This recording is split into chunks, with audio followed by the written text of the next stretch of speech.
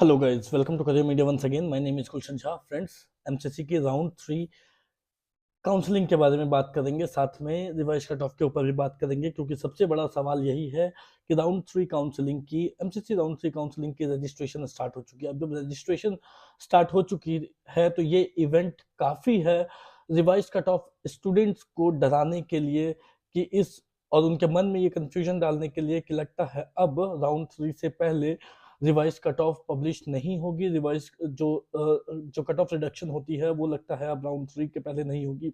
ये इवेंट एक काफी काफी बड़ी इवेंट है जो स्टूडेंट को काफी ज्यादा डरा सकती है। And I have been encountering so many calls जिसमें स्टूडेंट बोल रहे हैं कि आर यू श्योर कि राउंड 3 से पहले आएगी, क्योंकि राउंड 3 की रजिस्ट्रेशन तो स्टार्ट हो चुकी है। और जब आप एमसीसी के पोर्टल पे देखोगे तो उसमें ये मैसेज भी आ रही है कि चॉइस फिलिंग जो है that is about to begin from today 27 से वो बिगिन होने वाली है।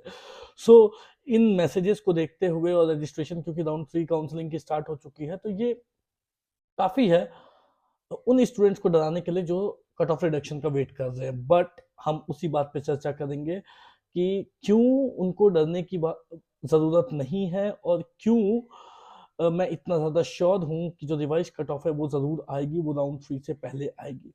सी ऑब्वियसली सिंपल सी बात है कि राउंड 2 काउंसलिंग खत्म होने के बाद ही राउंड 3 काउंसलिंग की जो इवेंट्स है वो स्टार्ट होती है। राउंड 2 काउंसलिंग जो है वो अभी भी चल रही है, क्योंकि राउंड 2 काउंसलिंग की जो रेजिग्नेशन डेट है वो जो पहले 26 ऑफ दिसंबर रखी गई थी उसे बढ़ा करके 30 दिसंबर कर दिया गया है।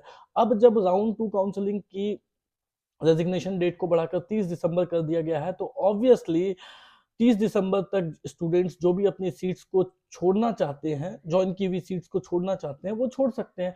अब 30 दिसंबर तक जो स्टूडेंट सीट्स छोड़ेंगे उनकी उन सीट्स के बारे में जो इंफॉर्मेशन आएगी, उनकी जो सीट मैट्रिक्स आएगी वो 30 के बाद ही आएगी। और चॉइस फिलिंग बिना सीट मैट्रिक्स के स्टार्ट हो नहीं सकती है। तो ऑब्वियसली जो इवेंट है 30 तक रेजिग्नेशन की, तब तक में जो भी स्टूडेंट सीट्स को छोड़ते हैं उस वजह से जो वेकेंट सीट्स आती है, वैकेंसीज आती है, वो उन वेकेंट सीट्स की इंफॉर्मेशन सीट मैट्रिक्स में आएगी और वो 30 तारीख के बाद ही आएगी। दैट मीन्स कि जो रिवाइज्ड ये राउंड 3 की चॉइस फिलिंग है that almost will be starting after 30th of December, only 30 दिसंबर के बाद ही होगी, उससे पहले वो हो नहीं सकती।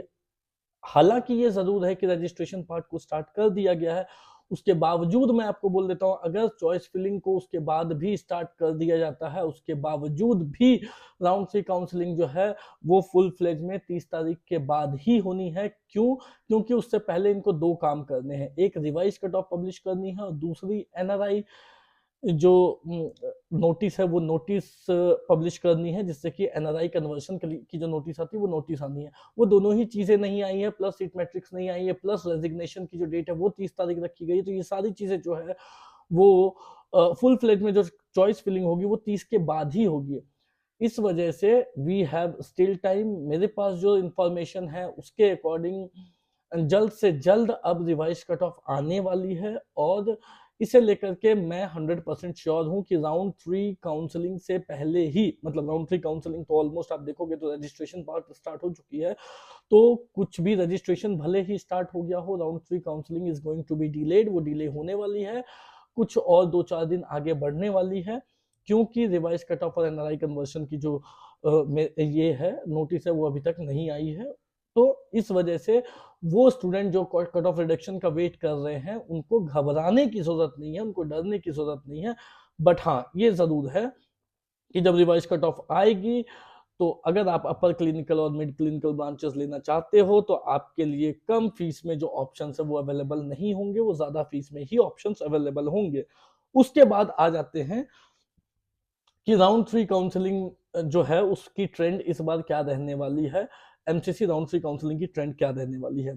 एमसीसी काउंसलिंग की बात कर रहे हैं तो दो तरीके के कॉलेजेस होते हैं, इनमें गवर्नमेंट कॉलेजेस होती है और मैनेजमेंट कोटे की सीट्स होती है, आई मीन डीम्ड यूनिवर्सिटीज होती है जिसको आप सेल्फ फाइनेंसिंग कॉलेजेस भी कहते हैं। तो ऑल इंडिया कोटे की बात करें तो 50% गवर्नमेंट सीट्स हो गई, डीएनबी की जो है ऑलमोस्ट पूरी सीटें इसमें आती है और डिप्लोमा की सीटें आती है जिनकी फीस 1,25,000 होती है।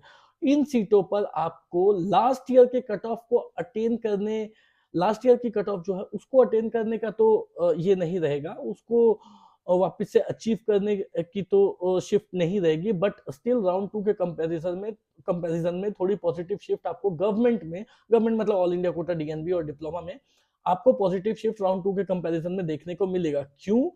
क्योंकि जो स्टेट्स होल्ड पर थे वो स्टेट्स स्टार्ट हो चुकी है। At the same time parallelly NICT की भी काउंसलिंग चल रही है, तो कुछ हद तक हो सकता है कि एनआईसीटी में भी लोग शिफ्ट करें, और जो शिफ्ट है वो अब जो है वो आनी स्टार्ट हो जाएगी। और एक रीजन है कि ऑल इंडिया राउंड 3 में अगर सीट मिल जाती है तो उससे कौन कौन से स्टेट की राउंड 3 में एलिजिबिलिटी खत्म हो जाती है, एलिजिबिलिटी है या नहीं है, ये एक कंफ्यूजिंग रूल है अमंगस्ट स्टूडेंट के मन में, स्टूडेंट्स के बीच में ये मैसेज है कि अगर ऑल इंडिया राउंड 3 में उनको सीट हो जाती है, मिल जाती है, सिर्फ अलॉट हो जाती है, तो वो अपने स्टेट की काउंसलिंग से, राउंड 3 काउंसलिंग से बाहर हो जाते हैं।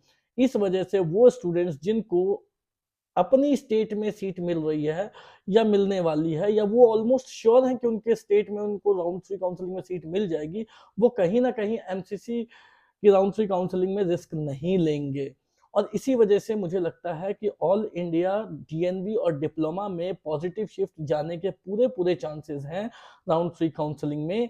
हालांकि कुछ हद तक ब्लॉकिंग राउंड 3 में भी देखने को जरूर मिलेगी, बट फिर भी आपको राउंड 2 के कंपैरिजन में थोड़ी पॉजिटिव शिफ्ट देखने को मिलेगी गवर्नमेंट सीट्स पे। एट द सेम टाइम अगर डीम्ड यूनिवर्सिटीज की बात करें तो क्योंकि वन टाइम रजिस्ट्रेशंस के वजह से अब बहुत सारे स्टूडेंट हैं जो जिनका प्राइवेट का अपना मन बन रहा है या सेल्फ फाइनेंसिंग कॉलेजेस का वो अपना मन बना रहे हैं, मगर उन्होंने वन टाइम रजिस्ट्रेशन के वजह से स्टेट्स के प्राइवेट कॉलेजेस के लिए रजिस्ट्रेशन नहीं की है, तो उनके पास सिर्फ एक ही ऑप्शन बचता है, डीम्ड का ऑप्शन, जिसमें वो डीम्ड प्राइवेट कॉलेजेस के लिए या सेल्फ फाइनेंसिंग कॉलेजेस के लिए वो अप्लाई कर सकते हैं। तो डीम्ड की जो काउंसलिंग होगी वो उसमें काफी रश देखने को मिल सकता है राउंड 3 काउंसलिंग में, और ऐसा हो सकता है कि डीम्ड की जो काउंसलिंग होगी राउंड 3 वो थोड़ी नेगेटिव जाए। रीजन मैंने आपको ऑलरेडी बता दिया कि स्टेट्स की वन टाइम रजिस्ट्रेशन की वजह से, क्योंकि राउंड 2 काउंसलिंग में रजिस्ट्रेशन ओपन नहीं हुई, राउंड 3 काउंसलिंग में रजिस्ट्रेशन ओपन नहीं हुई, सिर्फ राजस्थान एक ऐसी स्टेट है जिसने राउंड 2 काउंसलिंग में रजिस्ट्रेशन ओपन किया था, पर राउंड 2 राउंड 3 से फिर जो है वो दूसरे स्टेट्स ने ओपन नहीं किया है। बट अब जब स्टूडेंट्स का मन बनता है कि नहीं हमको प्राइवेट के लिए भी ऑप्ट करना चाहिए, तो वो दूसरे स्टेट में अप्लाई नहीं कर सकते, क्योंकि अब वो रजिस्ट्रेशन ओपन नहीं होगी, तो उनके पास सिर्फ एक ही काउंसलिंग बचती है, डीम्ड की काउंसलिंग, जिसके लिए वो प्राइवेट कॉलेजेस के लिए अप्लाई कर सकते हैं, डीम्ड यूनिवर्सिटीज के लिए अप्लाई कर सकते हैं। इस वजह से मुझे लगता है कि डीम्ड यूनिवर्सिटीज में थोड़ी सी नेगेटिव शिफ्ट देखने को मिल सकती है। हाँ, ये जरूर है कि राजस्थान, कर्नाटका, डीम्ड के एनआरआई कोटा सीट्स या फिर दूसरे जो स्टेट्स की एनआरआई कोटा सीट्स हैं उसमें इस बार की काउंसलिंग में काफी पॉजिटिव शिफ्ट देखने को मिलेगी। रीजन क्या है? फीस इनकी काफी ज्यादा हाई है। राजस्थान की बात करें या कर्नाटका की बात करें तो फीस काफी ज्यादा हाई है, और रिवाइज कट ऑफ आने के बाद जो स्टूडेंट्स को सीट मिलेगी वो हायर फीस पर ही मिलेगी। तो आपको खुद को रेडी रखना है कि किस फीस तक आप कौन सी ब्रांच लेना चाहते हो या ले सकते हो। बट एट लास्ट मैं यही कहना चाहूंगा कि रिवाइज कट ऑफ वाले स्टूडेंट के लिए कि डरने की जरूरत नहीं है। रिवाइज कट ऑफ जो है वो जरूर आएगी, 100% आएगी, और आप लोग एमसीसी की राउंड 3 काउंसलिंग को अटेंड जरूर करोगे। That's all for today guys. कोई भी डाउट हो, क्वेरी हो तो दिए गए नंबर पे कॉल कर सकते हैं। Eight the same time revise cut off आने के बाद अगर आपको गाइडेंस चाहिए तो आप करियर मीडिया से ले सकते हैं। Thank you guys, thank you so much.